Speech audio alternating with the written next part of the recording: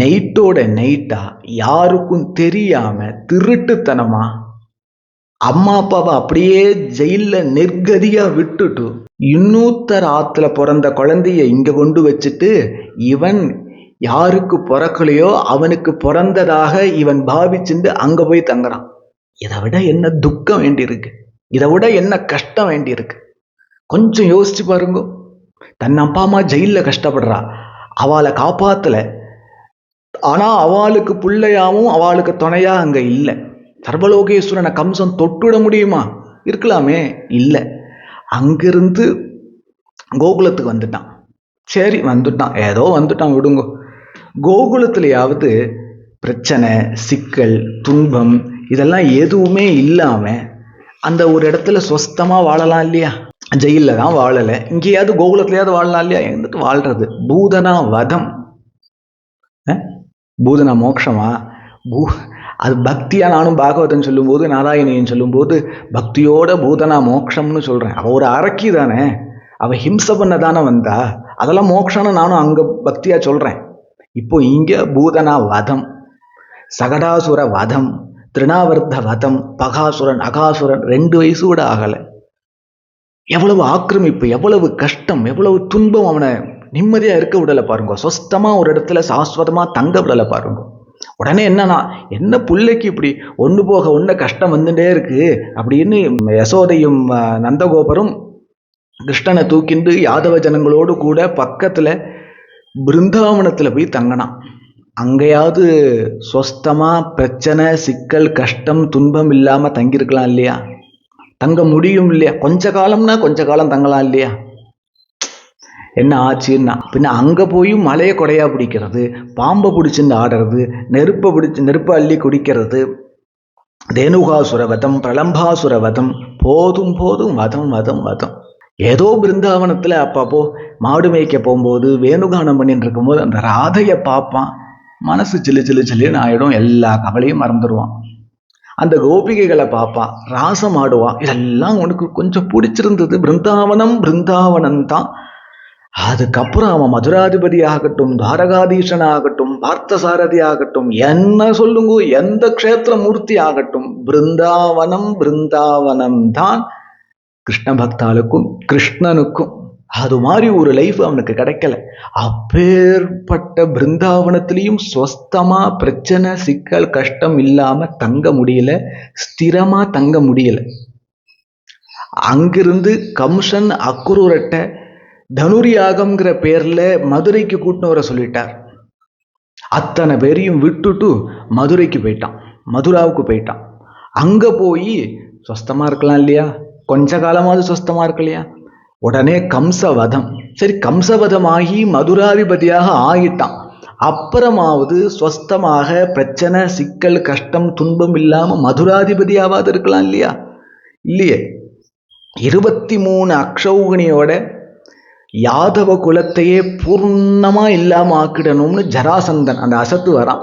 கொஞ்சம் நினைச்சு பார்க்கணும். உடனே மதுரையும் விட்டு சமஸ்த யாதவ ஜனங்களோடு கூட துவாரகையில சமுத்திரத்துக்கு நடுவுல ஆச்சரியமாக துவாரகைன்னு ஒரு நகரத்தையே சிருஷ்டி பண்ணி அங்க குடிபெயர்ந்தான். அங்கேயாவது சொஸ்தமாக நெடுங்காலம் பிரச்சனை, சிக்கல், துன்பம் இல்லாம தங்கியிருக்கலாம் இல்லையா? காளையவனன் ஒரு அசத்து சும்மா 1,00,000 பேர் 2,00,000 பேர் கூட்டின்னு போருக்கு வந்துட்டே இருப்பான். இன்னைக்கு போர் அப்படின்னு ஒரு இருக்கு இல்லையா? அங்க போய் நாம குண்டு போடுறோம், அவ நமக்கு குண்டு போடுறா, நம்ம 100 அடி அடிக்கிறோம், அவ 2 அடி அடிக்கிறா. இந்த யாரு ஜெயிக்கிறா, யார் தோறக்கிறா, அதெல்லாம் அப்புறம். இந்த அந்தரிக்ஷத்தை கொஞ்சம் நினைச்சு பாருங்களேன், நிம்மதியா இருக்க முடியுமா? நம்ம தலைமுறையில யுத்தம்னா என்னன்னு பார்க்கல, அதனால நமக்கு நிம்மதினா என்னன்னு தெரியல. நமக்கு யுத்தம்னா எப்படி இருக்கும்னு நமக்கு தெரியல. யுத்தம் நடந்தாதான் நம்ம டெய்லி லைஃபுக்கு எவ்வளவு அஸ்வஸ்தமா இருக்கும் அப்படின்னு அப்பதான் புரிஞ்சுக்க முடியும். அது மாதிரி சும்மா இந்த காளையவனன் 1,00,000 பேர் 2,00,000 பேர் 5,00,000 பேர்னு கூப்பிட்டு சும்மா ஒம்பிழுக்க வருவான். நிம்மதியா இல்லை. அவனை முசுகுந்தரை வச்சு சமாப்தி ஆக்கியாச்சு, அப்புறமாவது அங்க இருக்கலாம் இல்லையா? உடனே அவதார காரியம்னு சொல்லிட்டு துவாரகையும் விட்டு அஸ்தினாபுரம் போய் பாரத யுத்தத்தை பார்த்தசாரதியா இருந்து பாரத யுத்தத்தை பூர்த்தியாக்கி தர்மபுத்திரருடைய பட்டாபிஷேகத்தை முடிச்சுட்டு புனகா துவாரகைக்கு வந்துட்டான் தெரியும் எனக்கு. அப்பவாவது சொஸ்தமா இருக்கலாம் இல்லையா? அப்பவும் சொஸ்தமா இல்லை. என்ன ஆச்சுன்னா அவதார காரியமே முடிஞ்சு போச்சு, அவதார சமயமே முடிஞ்சு போச்சு. ரிஷி சாபத்தினால ஒருத்தர் அடிச்சுண்டு தன்னால வளர்க்கப்பட்ட தனக்கு ரொம்ப பிரியமான யாதவ குலம் மதுபானம் பண்ணிட்டு ஒருத்தர் அடிச்சுட்டு சாகிறத பார்த்துண்டு நிச்சிந்தனையா யோகேஸ்வரனாக பிரபாச கஷேத்திரத்துல சதுர்பாகு மூர்த்தியாக அமர்ந்திருக்கார். இந்த பேட்டர்ன் பார்த்தேலா? அப்பதான் உத்தவர் வரார், அப்பதான் பாகவதத்துல ஏகாதச ஸ்கந்தங்கிற சுச்சுவேஷன்லாம் வருது. இப்ப இந்த பேட்டர்னை பார்த்தேலா? இந்த பேட்டர்ன் ஒரு இடத்துல கூட பிரச்சனை, சிக்கல், கஷ்டம், துன்பம் இல்லாம ஸ்வஸ்தமாக நெடுங்காலம் அதிக காலம் தங்கினதாக ஒரு சரித்திரமே கிருஷ்ணனுக்கு இல்லை. அதுதான் கிருஷ்ணன் தனக்கு தானே அமைச்சின்ற ஒரு பிரகிருதி. நான் முன்னாடியே சொன்னேன், அந்த பிரகிருதியை கிருஷ்ணன் தான் தனக்கு தானே வச்சிருந்தான். ஏன் வச்சிருந்தான்னா அதன் மூலமாக ஜனங்களுக்கு ஒரு பாடம் புகுட்டுற. என்ன புகுட்டுறான்? நமக்கெல்லாம் என்ன சொல்லி கொடுக்குறான்? உடம்பு உலகத்துல ஒரு நாளும் பிரச்சனை இல்லாம, துன்பம் இல்லாம, கஷ்டம் இல்லாம சுகமாவே இருந்துராது, பாசிட்டிவாவே எல்லாம் நடக்காது. ஆனால் நீ உடம்பு இல்லடாப்பா, உடம்புக்கு என்ன கஷ்டம் துன்பம் வந்த போதிலும் வராத போதிலும் நீ உடம்போட சம்பந்தப்படலை, உடம்புல இருந்து தனித்து இருக்கிற ஏகபூர்ண வஸ்து நீன்னு ஒன்ன நீ தெரிஞ்சுக்கோ. அப்போ உனக்கு நிரந்தரமா பூர்ணமா சாந்தி கிடைக்கும். அப்படி தப்பிச்சுண்டாதான் உண்டு சம்சாரத்திலேருந்து. நான் எல்லாத்தையும் சரி பண்ணிடுறேன் உலகத்திலேருந்து கிளம்பாத எத்தையும் உன்னால சரி பண்ண முடியாது. அப்படிங்கிற ஒரு பாடத்தை உலக ஜனங்களுக்கு, நமக்கு குருவாயூரப்பனே கதின்னு இருக்கிற நமக்கு புரிய வைக்கிறான். எவ்வளவு பெரிய சாதனை பண்ணேன், தபஸ்வி ஆயிரேன், எவ்வளவு கோடி ஜபம் பண்ணேன், 10,000 மணி நேரம் நாம சங்கீர்த்தனம் பண்ணேன், பாகவத பாராயணமே கதின்னுகிறேன். சமயத்துல கண்ணு கெட்டு போகணுமானால் கெட்டு போகும். இன்னென்ன வியாதி வரணும்னு விதி இருந்தா வந்தே தீரும். ஒன்றும் பண்ண முடியாது. உங்க தபசு ஒன்றும் உடம்போடைய இயற்கைய, பிரகிருத்திய, பிராரப்தத்தை ஒன்றும் ஒரு புல் அளவு கூட மாத்தாது. ஆனால் பண்ண சாதனை வேஸ்ட் இல்லை. நான் யாருன்னு தெரிஞ்சுண்டு, நாம யாருன்னு தெரிஞ்சுண்டு, நம்ம ஸ்வரூபம் என்னன்னு புரிஞ்சுண்டு சதா ஆத்ம தியானத்திலேயோ கிருஷ்ண தியானத்திலேயோ இருப்போம், சாந்தியா இருப்போம். அதுதான் சாத்தியம். உடம்பு உலகத்துல நான் எப்பவும் இளமையா வச்சுக்கிறேன், இல்ல உத்தமோத்தமமான டயட் ஆகார நியமத்தின் மூலமாக ஆரோக்கியமா வச்சுக்கிறேன், இல்ல நான் சுவாசத்தெல்லாம் பிராணாயாமெல்லாம் பண்ணி மூச்சு காத்தெல்லாம் நல்லா வச்சுட்டு யோகாலாம் பண்ணி, ஒன்றும் இல்லை. எல்லாம் வரும். சமயத்துல நரைச்சி போகும், சமயத்துல மூட்டு வலிக்கும், ஒரு சின்ன ஜுரம் வந்துட்டா கூட ஆளை உலுக்கி போட்டுடும்.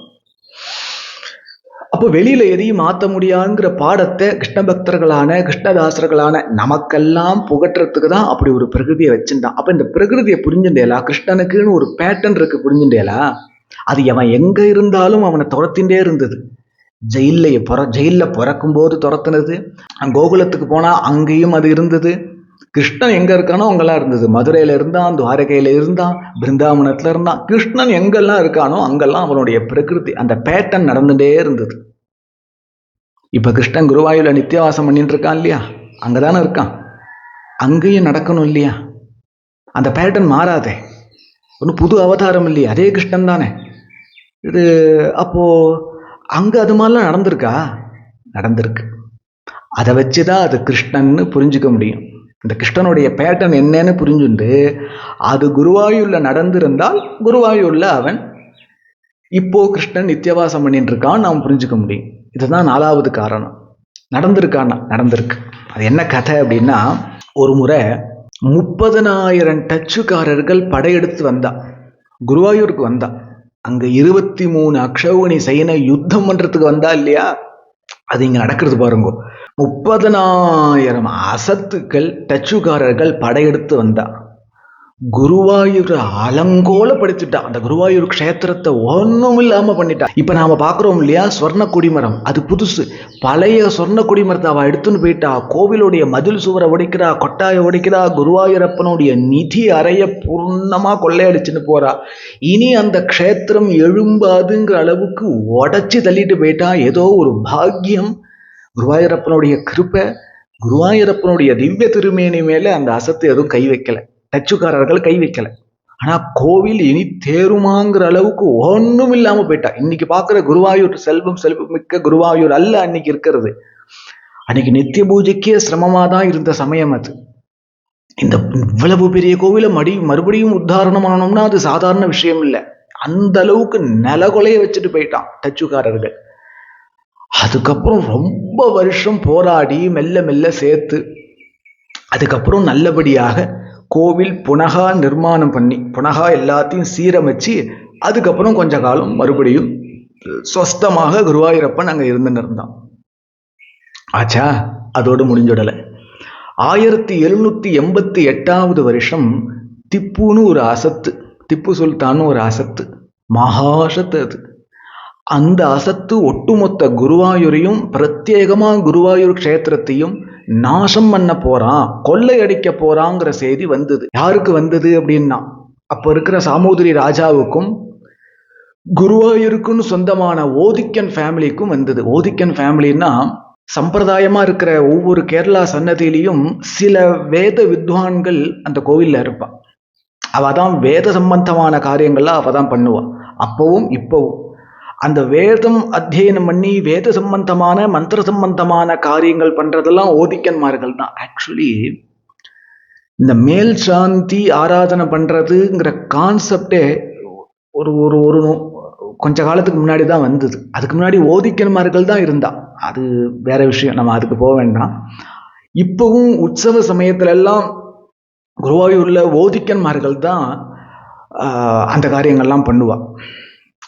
அந்த ஓதிக்கன்மார்கள் ஒரு சமயம் நிறைய இருந்தா, 12 ஃபேமிலி இருந்தான்னு கேள்வி குருவாயூர்ல. அப்புறம் 6, இப்ப 4 தான் இருக்கா பொறுப்பு. இந்த சரித்திரம் நடக்கும்போது 6 குடும்பம் தான் இருந்தது பொறுக்கு. அவெல்லாம் கூடி பேசிக்கிறான், குருவாயூரப்பனை எப்படி காப்பாத்துறது, குருவாயூரப்பனை காப்பாத்தியானுமே, அந்த அசத்து வந்துருமே, எப்போ வருவான்னு தெரியல, வருவாங்கிற செய்தி தான் இருக்கு, இன்னைக்கா நாளைக்கா இப்பவா அப்புறமான்னு தெரியல, எப்படியாவது காப்பாற்றணுமேன்னு இவன் அந்த பக்கம் டிஸ்கஷன் பண்ணிட்டு இருக்கான். மற்றொரு பக்கம் ஊர்ல இருக்கிறவாளே அவாவாளுடைய சொத்தை அவாவா காப்பாத்தின்னு ஓடுறா, எவ்வளவு காப்பாற்ற முடியுமோ காப்பாத்தின்னு ஓடுறா. இந்த வேதாத்தியனம் பண்ண ஓதிக்கன்மார்கள் சொத்து என்ன இருக்கு, குருவாயூரப்பன் தானே அவளுடைய சொத்து, அந்த சொத்தை எப்படி காப்பாத்துறது அப்படின்னு அவ டிஸ்கஷன் பண்ணிட்டு இருக்கா. இது இப்படியே இருக்கு. இந்த ஓதிக்கன்மார்கள்லயே ஒருத்தர் யார்கிட்டையும் டிஸ்கஷன் பண்ணாம, யார்கிட்டையும் சொல்லாம, யாரும் எதிர்பார்க்காத சமயத்துல ஒரு நாள் இரவு குருவாயூர் சன்னதிக்குள்ள போய் பஞ்சலோக விக்கிரகம் உற்சவமூர்த்தி இருக்கு, அதுல மூலவருடைய பூரா சாநித்தியத்தும் மந்திர ரூபேன உற்சவல்ல இறக்கிட்டா. யார்ட்டையும் சொல்லல, அவர் இறக்கிட்டார். இறக்கி அந்த உற்சவ மூர்த்தியை வயத்துல கட்டின்றார், ஒரு துண்டுனால வயத்துல கட்டின்றார். மூலவர் 4 பேர் தூக்க வேண்டிய கனமான மூர்த்தி, அது கருங்கல் கிடையாது, அது பாதாள அஞ்சனம்னு சொல்லக்கூடிய ஒரு ஆச்சரியமான மூலிகையினால செய்யப்பட்டிருக்கு. அது செய்யப்பட்டது இல்லை, ஆனால் அது இருக்கிறது பாதாள அஞ்சலம்ங்கிற ஒரு மூலிகையினால. அது ரொம்ப கனக்கும், பார்த்தா கனம் இல்லாத மாதிரி தெரியும். 4 பேர் தூக்கணும், அதை 2 அடி தான். அந்த மூலவரை முதுகுல கட்டின்றார். இவரே வயசானவர், அவர் முதுகுல வச்சுட்டு கட்டிண்டு காட்டு பாதையில அம்பலப்புழா க்ஷேத்திரத்துக்கு ஓடுறார். அங்க கொஞ்சம் பாதுகாப்பாக இருக்குன்னு செய்தி, அதனால அங்க ஓடுறார். காட்டு பாதையில 60 வயசான கிழவர், முதுகுலையோ பாரமான விக்கிரகம். இன்னைக்கு கூகுள் மேப்ல பாருங்க, கார்ல டிராபிக் இல்லாத சமயத்துல கார்ல போனாலே 4.5 மணி நேரம் ஆறுது, 157 கிலோமீட்டர். அப்படி இருக்க இந்த வயசானவர் இரவு நேரத்துல யாரு கண்ணிலையும் படாம காட்டு பாதையில பாரமான மூர்த்திய முதுகுல கட்டின்னு ஓடுற. 5 நிமிஷம் ஓடி இருப்பார். அம்பலப்புழா க்ஷேத்திரம் வந்துடுத்து, என்ன ஆச்சரியம்னு பாக்குறார். அப்பதான் அவருக்கு புரிஞ்சது, என் முதுகுல இருக்கிறவன் சம்சாரத்தையே இப்படிங்கிறதுக்குள்ள தாண்ட வைக்கக்கூடிய அபார கருணாமூர்த்தி, இது அவனுடைய கிருப்பை, இதுல என்ன ஆச்சரியம்னு நினைச்சுன்னு கண்ணீர் விட்டுண்டு தான் வந்ததை யாராவது கவனிக்கிறாளான்னு பார்த்துட்டு அந்த அம்பலப்புழா கிருஷ்ண க்ஷேத்திரத்துல பிரகாரத்துல யாருக்கும் தெரியாம ஒரு சின்ன பாலாலயம் அமைத்து அந்த இடத்துல உற்சவ மூர்த்தியை வச்சுட்டார். அதுக்கப்புறம் அந்த அம்பலப்புழா க்ஷேத்திரத்துக்கு பின்பக்கம் காயல் இருந்தது. காயல்னா பேக் வாட்டர், சமுத்திரத்தோடைய பேக் வாட்டர். அது ரொம்ப பெருசா நீண்டு நிமிர்ந்து இருந்தது, ரொம்ப ஆழமான பேக் வாட்டர் அது. அந்த பேக் வாட்டரில் ஒரு இடத்துல இந்த குருவாயூரப்பனை போட்டுட்டார். நம்ம குருவாயூரப்பன் இன்னைக்கு குருவாயூரில் போனால் சேவிக்கிறோம் இல்லையா, அந்த மூர்த்தியை போட்டுட்டார். அது உப்பு சேறு அழுக்கு நிறைந்த பேக் வாட்டர். எப்பேற்பட்ட மூர்த்தி, எப்பேற்பட்ட மூர்த்தி! பிரம்மதேவர் தொட்டு ஆராதனை பண்ண மூர்த்தி, கிருஷ்ணனே துவாரகையில ஜிலு ஜிலு ஜிலுன்னு வச்சிருந்த மூர்த்தி.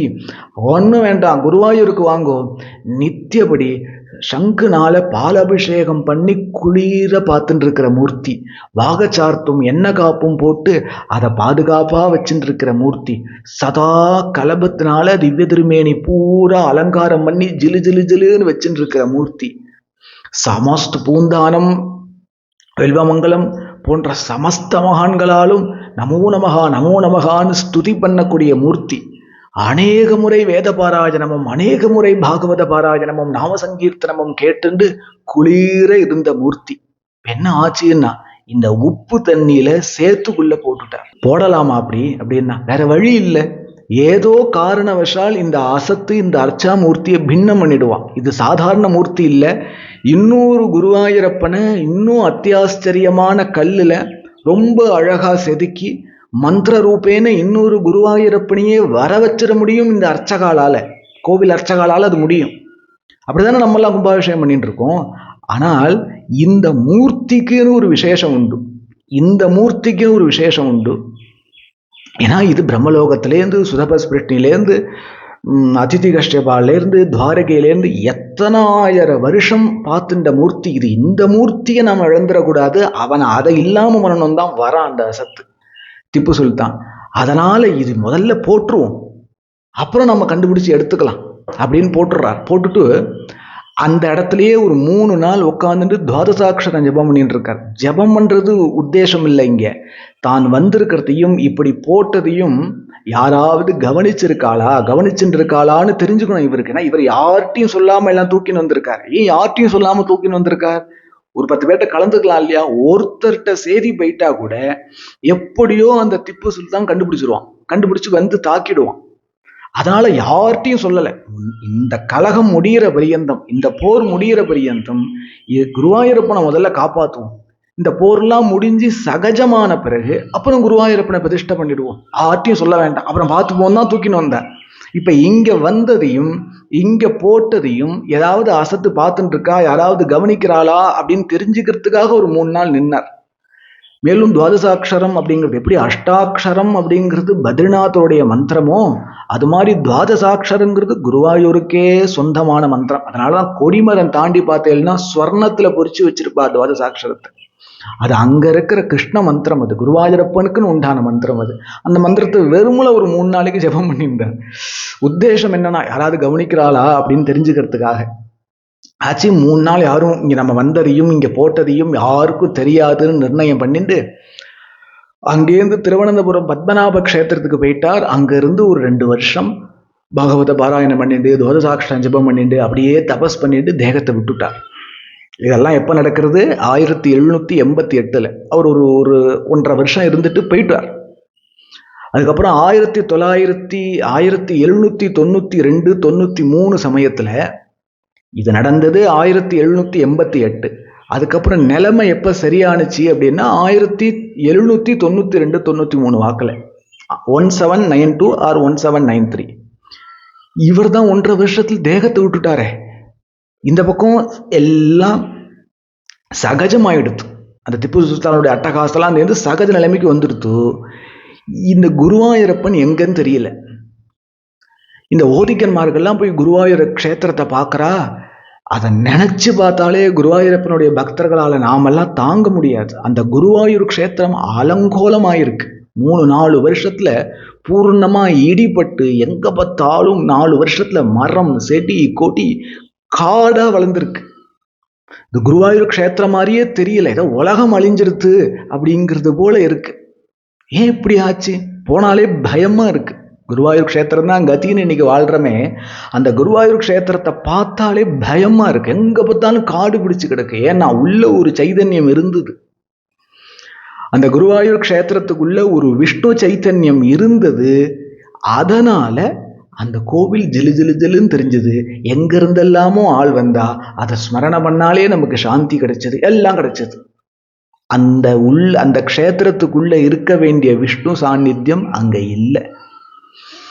அதனால கோவில் பார்த்தாலே பயமா இருக்கு, யாரும் போக விரும்பல. அப்படி ஒரு காட்சியை பார்க்குற அந்த ஓதிக்கன்மார்கள் நம்மளே குருவாயூர் தான். இந்த உடம்பு குருவாயூர் க்ஷேத்திரம், உள்ள இருக்கிற ஆத்மா தான் பகவான் குருன்னு பேர். மூச்சு காத்து தான் வாயு. குருவை மூச்சு காத்து ஆகிய வாயு டச் பண்ணி வந்துட்டே இருக்கு. இந்த தேகமே குருவாயூர். எது பரியந்தம்? உள்ள ஆத்மாவா குருவாயூரப்பன் இருக்கிற பரியந்தம். போயிட்டான்னு வைங்கோ, நம்மளை பார்த்து நமஸ்காரம் பண்ணிட்டு இருந்தவா, நம்மளை பார்த்து உங்களை பார்த்தாலே அவதார புருஷாலா இருக்கேள், சாந்தியா இருக்கு ஹிருதயம்னு சொல்லிட்டு இருந்தவா நம்மளை பார்த்தா பயப்பட ஆரம்பிச்சிருவா. ஆச்சு 2 மணி நேரம் ஆச்சு, தூக்குங்க, பயமா இருக்கு, கொண்டு போய் அங்க வச்சுட்டு வந்துருங்கோம்பா, எரிச்சுட்டு வந்துருங்கோம்பா. ஏன்னா உள்ள குருவாயூரப்பன் இல்லை. அப்போ அது மாதிரிதானே குருவாயூரும். அதை பார்த்துட்டு மனசை கல்லாக்கிண்டு உள்ள போய் ஓதிக்கிறமார்கள் தேடுறா, குருவாயூரப்பனை காணும். மெல்ல சன்னதிக்குள்ள போயிட்டா, தேடுறா, குருவாயூரப்பனை காணும். அவ உசுறு உடம்புல இருந்ததுதான் ஆச்சரியம். காரணம் என்னன்னா, தாங்கள அவளுக்கு இருக்கிறதுன்னு ஒரு குலநிதி, பரம்பரை சொத்து இந்த குருவாயூரப்பன் தான். இது அடுத்த தலைமுறைக்கும் எப்படியாவது கொடுத்துட்டு போகணுங்கிறது தான் ஒவ்வொரு ஓதிக்கன்மார்களுடைய ஆசையும். எப்பவும் அந்த குருவாயூரப்பன் கிடைக்கதறியதான வஸ்து கையில கிடைச்சி இழந்துட்டாவா. அவன் நெஞ்சில் அடிச்சுன்னு கதற அந்த ஓதிக்கன்மார்கள், எனக்கு கிடைக்குமா இந்த குருவாயூரப்பன், கிடைச்சி இழந்துட்டேனேன்னு அழறா. அப்புறம் ஒருத்தர் பேசிட்டு, இந்த குருவாயூரப்பன் என்ன ஆனா, திருப்பி நாங்கள் குருவாயூரப்பனை பார்த்துடலாமா, குருவாயூரப்பன் எங்கேயாவது பத்திரமா இருக்கானா, என்ன செய்தின்னு ஒன்றும் புரியலையேன்னு மம்மியூர் க்ஷேத்திரத்துல அப்போ உன்னிப்பணிக்கரன்னு ஒரு மகாத்மா, ஒரு பிரசன்ன ஜோதிடர் வாழ்ந்து வந்தார். பாருங்கோ, மறுபடியும் மம்மியூர் சம்பந்தப்படுத்து பாருங்க. ஆல்ரெடி குருவும் வாயுவும் இந்த பரசுராம க்ஷேத்திரத்துல, இந்த ருத்ர தீர்த்தத்துல சிவபெருமானிடத்துல தான் இதை எங்க பிரதிஷ்டை பண்ணலான்னு சொல்லுங்கோன்னு கேட்க, சிவபெருமான் தான் இங்க பிரதிஷ்டை பண்ணுங்கன்னு சொன்னார். முதல் முறையா நமக்கு குருவாயூரப்பனை இந்த குருவாயூர்ல கொடுத்தது சிவபெருமான். அவர் தான் மம்மியூர்ல போய் இருக்கார். அந்த க்ஷேத்திரத்துக்கே மறுபடியும் போறா பாருங்க. இவா போய் அந்த பிரசன்ன ஜோதிடரை பார்த்து நமஸ்கரிச்சுட்டு, இவா சாதாரணமா பேசல, எங்க குருவாயூரப்பன் எங்களை விட்டு போயிட்டான், திருப்பி எங்களுக்கு கிடைப்பானா, அந்த கலபசாத்துல அலங்காரம் பண்ணி பாத்திர முடியுமா, பால் பாயசத்தை நிவேத்தியம் பண்ணி நமஸ்கரிக்க முடியுமா, அந்த ஸ்ரீவேலியில கிருஷ்ணன் வருவானா, திருப்பி குருவாயூர் கோவில் எழுமா, எங்களுக்கு ஒரு வழி சொல்லுங்கோ, குருவாயூரப்பனை நாங்க பார்க்கணும், எங்களுக்கு ஒரு வழி சொல்லுங்கோன்னு கதற அந்த மகாத்மா பிரசன்னம் போட்டு பார்க்கிறார்.